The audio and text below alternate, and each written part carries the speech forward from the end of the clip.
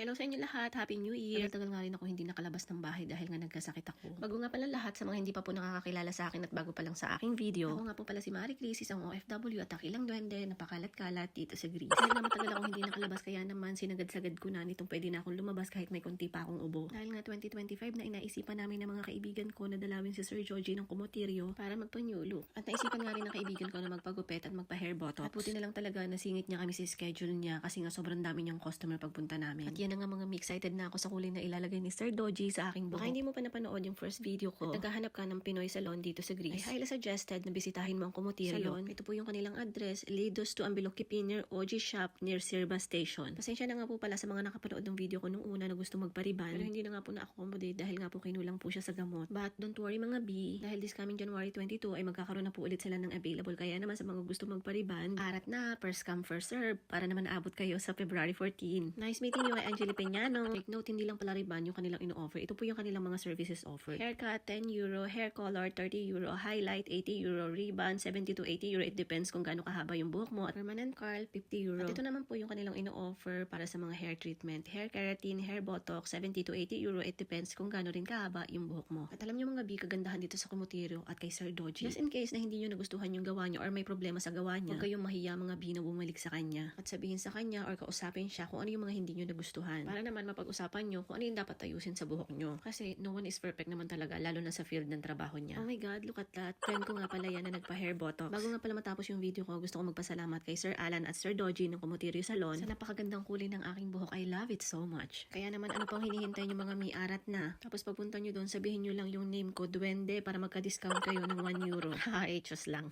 Okay siya mga mi, hanggang dito na lang ulit ang aking mini vlog. Maraming salamat sa panonood. Paalam. God bless everyone.